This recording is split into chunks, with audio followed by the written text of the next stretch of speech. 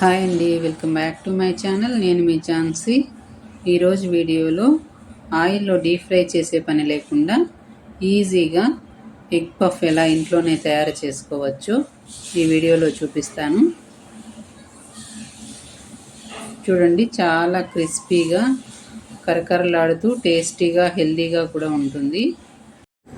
అలాగే మీరు first time నా వీడియోస్ చూస్తున్నట్లయితే please like, share and subscribe my channel.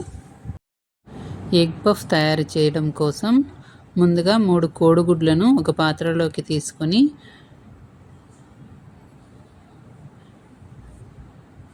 ఇందులో తగినన్ని వాటర్ పోసి స్టవ్ మీద పెట్టి ఉడికించుకోవాలి.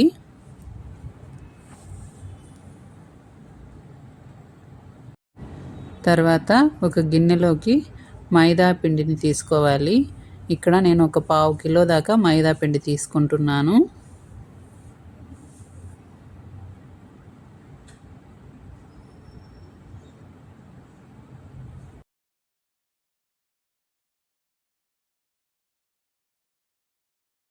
ఇలా మైదా పిండిని ఒక గిన్నెలోకి తీసుకోవాలి. ఇక్కడ మైదా పిండి ప్లేస్లో గోధుమ పిండి అయినా తీసుకోవచ్చు. కాకపోతే మైదా పిండితో అయితే బాగా పలుచగా వస్తుంది, పఫ్ ఫ్లఫీగా ఉంటుంది. అలాగే ఇందులో రుచికి తగినంత సాల్ట్ వేసుకోవాలి. తర్వాత ఇందులోనే ఒక 2-3 స్పూన్ల వరకు ఆయిల్ వేసుకొని పిండినంతా బాగా కలుపుకోవాలి.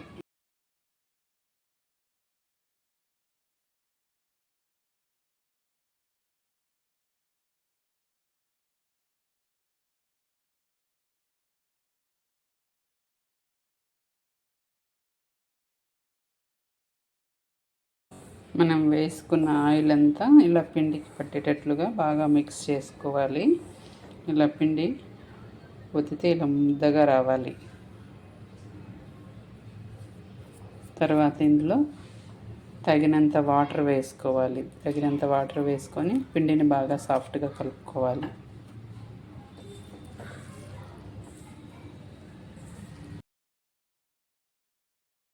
ఒకేసారి ఎక్కువ వాటర్ వేసేయకుండా కొంచెం కొంచెంగా వేసుకుంటూ కలుపుకోవాలి.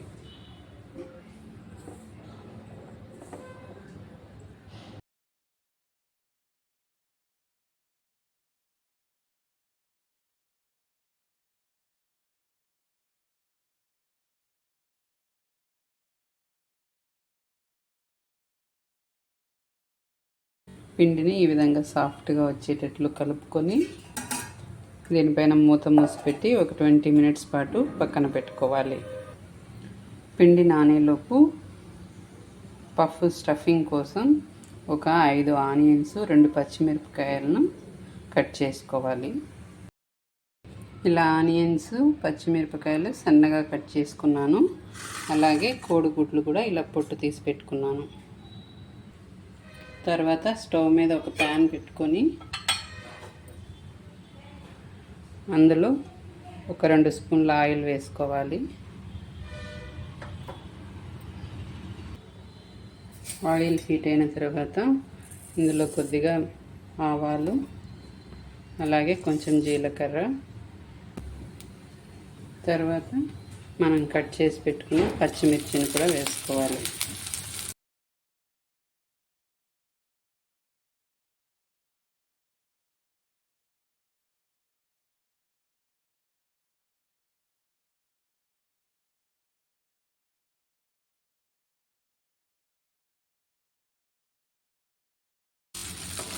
ఇక్కడ నేను నువ్వుల నూనె వాడడం వల్ల ఇలా ఆయిల్ పొంగుతూ ఉంది.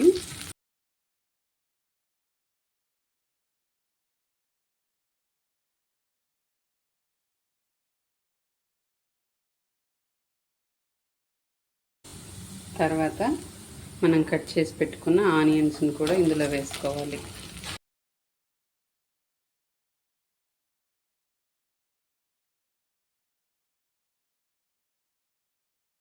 అలాగే ఇందులో రుచికి తగినంత సాల్ట్ వేసుకోవాలి.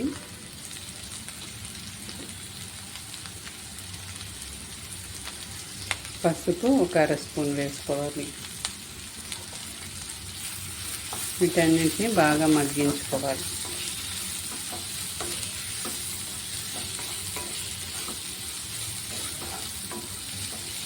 వీటన్నిటిని బాగా వేయించుకోవాలి.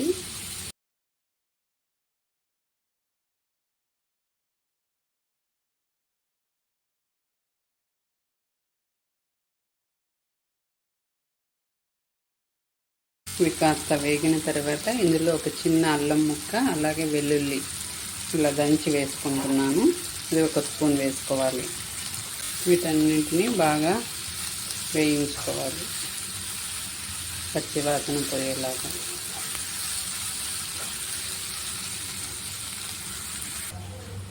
ఆనియన్స్ ఇలా వేగిన తర్వాత ఇందులో ఒక పావు స్పూన్ కారం వేస్తున్నాను. ఆల్రెడీ పచ్చిమిరపకాయలు వేసాను, అందులో అవి ఎక్కువ ఘాటుగా ఉన్నాయి, అందుకని ఒక పావు స్పూన్ వేసాను. ఎక్కువ కారం తినేవాళ్ళు కొంచెం ఎక్కువ వేసుకోవచ్చు. అలాగే ఒక అర స్పూన్ ధనియాల పొడి, ఒక అర స్పూన్ గరం మసాలా వేసుకొని మొత్తాన్ని బాగా మిక్స్ చేసుకొని పచ్చివాసన పోయే వరకు ఒక 2 నిమిషాల పాటు వేయించుకోవాలి.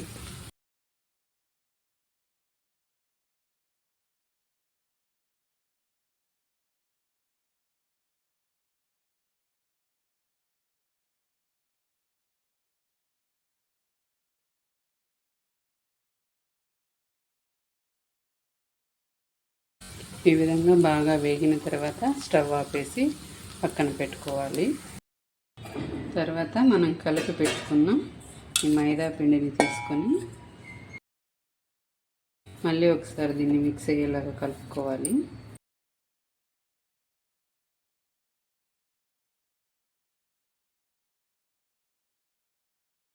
ఇలా కలుపుకున్న తర్వాత చిన్న చిన్న ఉండలుగా చేసుకోవాలి.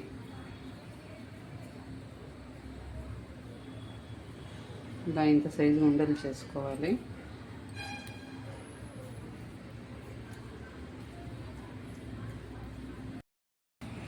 తర్వాత ఇలా ఒక్కొక్క ఉండ తీసుకొని పలుచగా ఒత్తుకోవాలి. వీలైనంత పలుచగా వచ్చేటట్లు చూసుకోవాలి.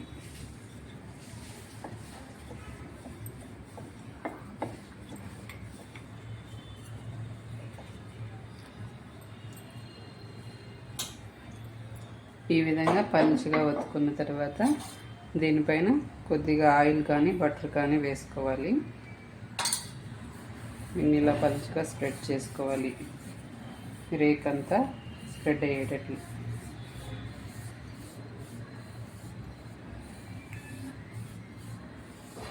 తర్వాత ఇందులో కొద్దిగా పొడిపిండి వేసుకోవాలి.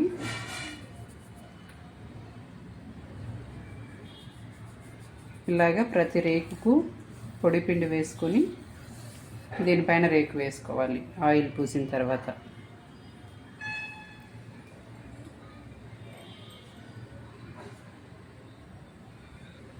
ఇలా మరొక రేకును దీనిపైన వేస్తున్నాను.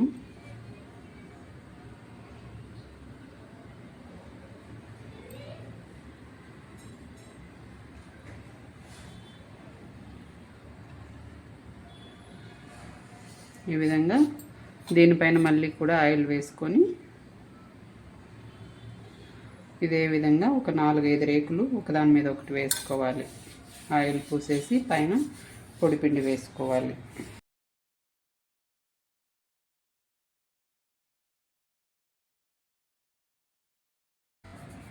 ఇలా చేయడం వల్ల బాగా పొరలు పొరలుగా పొంగుతుంది. ఈ విధంగా ఒకదాని మీద ఒకటి 4 రేకులు వేసుకున్నాను.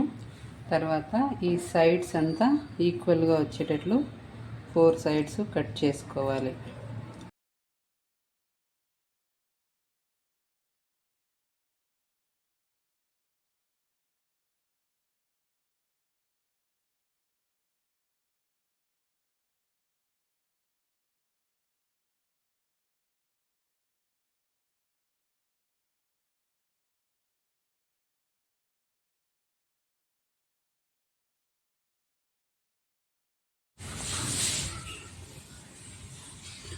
ఈ విధంగా 4 వైపులా ఈక్వల్గా వచ్చేటట్లుగా కట్ చేసుకోవాలి.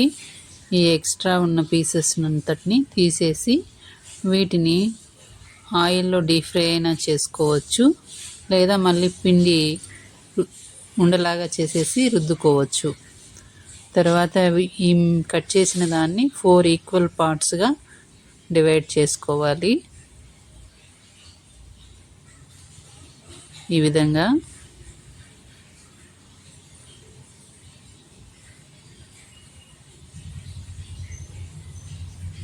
తర్వాత మనం రెడీ చేసి పెట్టుకున్న ఈ స్టఫింగ్, ఆనియన్తో స్టఫింగ్ చేసాం కదా, దాన్ని ఇందులో పెట్టుకోవాలి.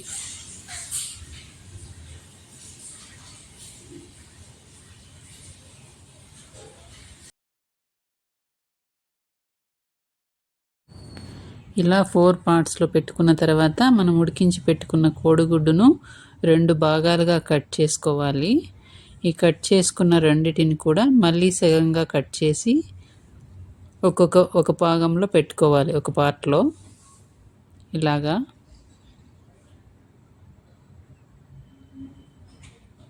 ఇదే విధంగా అన్నిటినీ కట్ చేసుకొని పఫ్లో పెట్టుకోవాలి.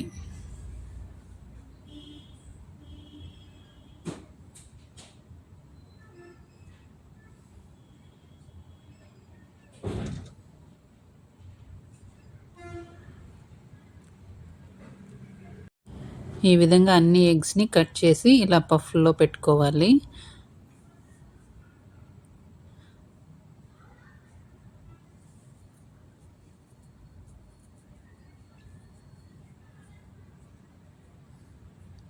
తర్వాత ఈ రేకులని పఫ్ షేప్ వచ్చేటట్లుగా 4 కార్నర్స్ని ఫోల్డ్ చేసుకోవాలి. ఇక్కడ చూపిస్తున్న విధంగా ఈ రేకును ఇలా మడుచుకున్న తర్వాత దీనిపైన కొద్దిగా ఆయిల్ అప్లై చేస్తే ఊడిపోకుండా బాగా స్టిక్ అయిపోతుంది.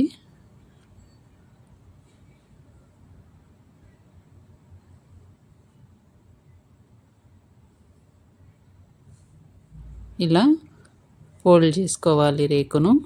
ఇదే విధంగా అన్నిటినీ ఫోల్డ్ చేయాలి. ఇలా పఫ్లన్నీ రెడీ చేసి పెట్టుకున్న తర్వాత స్టవ్ మీద ఒక ప్యాన్ పెట్టుకొని అందులో ఒక 2 టేబుల్ స్పూన్స్ ఆయిల్ వేసుకోవాలి. ఇక్కడ డీప్ ఫ్రై చేయడం లేదు, కేవలం 2 స్పూన్ల ఆయిల్తోనే పఫ్లన్నింటినీ వేయించుకోవచ్చు. అది ఎలాగో చూడండి. ఇలా 2 స్పూన్ల ఆయిల్ వేసుకున్న తర్వాత ప్యాన్ అంతా స్ప్రెడ్ చేసుకోవాలి. తర్వాత మనం రెడీ చేసి పెట్టుకున్న పఫ్లను ఇందులో పెట్టుకొని మంటను మీడియం ఫ్లేమ్లో పెట్టుకోవాలి.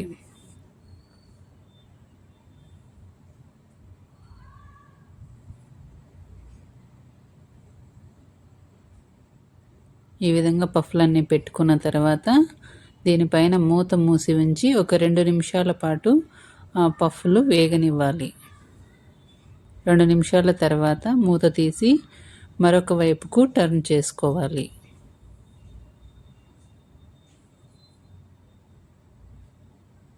ఇలా 2 వైపులా టర్న్ చేసుకుంటూ బాగా వేయించుకోవాలి. కేవలం 2 స్పూన్ల ఆయిల్తోనే వేయించుకోవచ్చు, కాకపోతే కాస్త టైం పడుతుంది అంతే. అన్ని వైపులా టర్న్ చేసుకుంటూ ఫ్రై అయ్యేటట్లు చూసుకోవాలి. మంటను ఎక్కువ పెట్టుకోకుండా మీడియం ఆర్ లో ఫ్లేమ్ పెట్టుకుంటూ అన్ని వైపులా కాలనివ్వాలి. ఫ్లేమ్ ఎక్కువ పెట్టుకోవడం వల్ల పై వైపున అంతా బాగా ఫ్రై అయిపోయి లోపల సరిగా కాలవు. అందుకని మీడియంలో కానీ లోలో కానీ పెట్టుకోవాలి. ఇలా ఫ్రై అయిన తర్వాత వీటన్నిటిని ఒక ప్లేట్లోకి సపరేట్ చేసుకోవాలి.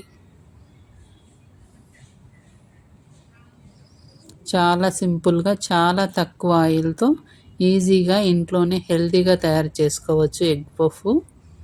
మీరు కూడా ట్రై చేయండి, చాలా బాగా వస్తాయి. అలాగే నా వీడియోస్ మీకు నచ్చినట్లయితే please like, share and subscribe my channel.